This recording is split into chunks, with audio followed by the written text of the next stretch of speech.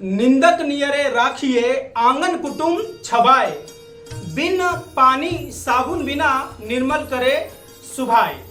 प्यारे दोस्तों नमस्कार, कैसे हैं आप सभी। उम्मीद करता हूं आप सभी स्वस्थ होंगे।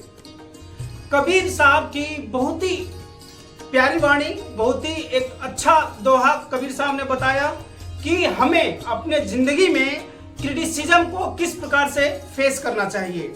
कबीर साहब ने ये हमें पहले ही बता दिया है, सचेत कर दिया है कि निंदक नियरे राखिए। जो निंदक होते हैं मतलब निंदा करने वाले, निंदक नियरे राखिए आंगन कुटुम छबाए। आंगन कुटुम छबाए का मतलब कि आसपास ही रहना चाहिए। आंगन कुटुम छबाए का मतलब हम इस तरीके से ले सकते हैं कि भाई उनको अपने नजदीक ही रहने देना चाहिए।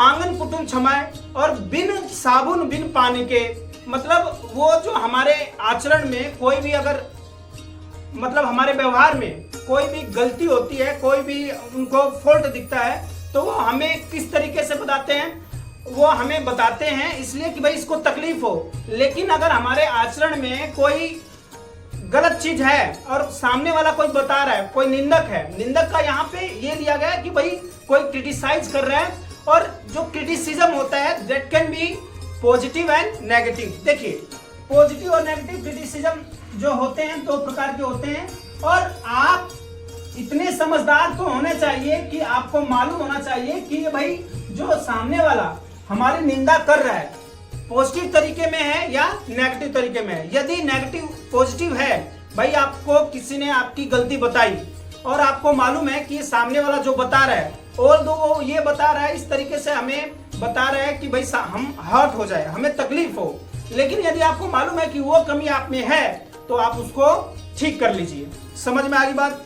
तो प्यारे बच्चों, जिंदगी में यदि आपको कोई भी हो, चाहे आपके पास पड़ोस वाले हों, चाहे आपके फ्रेंड्स हों, चाहे आपके माता पिता हो या आपके गुरुजन हो, वो आपकी अगर कुछ कमी बताते हैं तो आप उसको पॉजिटिव तरीके से लीजिए।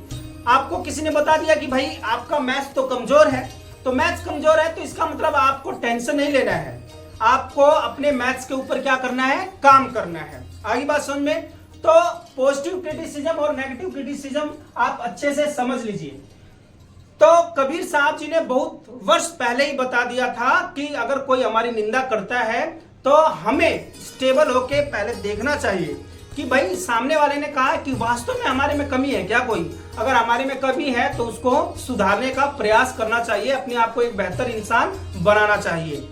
उसी तरीके से यदि नेगेटिव क्रिटिसिज्म है, आपको मालूम है कि आप में वो कमी है नहीं, तो यदि वो कमी है नहीं कैसे मालूम चलेगा, इंट्रोस्पेक्ट करने से। खुद आप सोचेंगे, आप देखेंगे, एनालाइज करेंगे, आप अपने चाहने वालों से पूछेंगे जो सही आपको राय देते हैं, तो आपको मालूम चल जाएगा कि भाई ये कमी है कि नहीं है।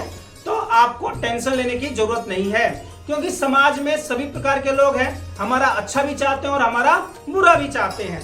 तो हम केवल कोई हमारी बुराई कर रहा है, जान के कर रहा है, और हमारे में वो बुराई है भी नहीं, तो उसकी टेंशन लेने की जरूरत नहीं है। तो there are the two types of criticism, one is positive और सेकंड क्या है, नेगेटिव।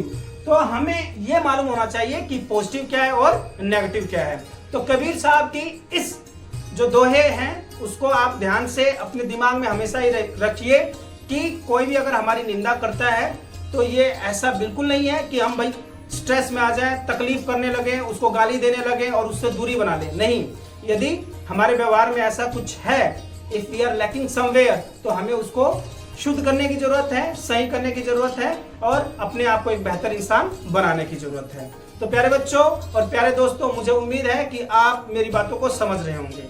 आज का यूथ भटका हुआ है, उसको यही नहीं मालूम है कि पॉजिटिव क्रिटिसिज्म क्या होता है और नेगेटिव क्रिटिसिज्म क्या होता है। तो कोई भी हमको क्रिटिसाइज कर रहा है and if we are lacking somewhere, तो हमें उसका वेलकम करना चाहिए, थैंक यू करना चाहिए और हमें अपने आप को बेहतर बनाने में जुट जाना चाहिए, तभी जाके हम एक बेहतर इंसान बनेंगे। टिल देन टेक केयर, खुश रहिए, खुशामदीद, नमस्कार।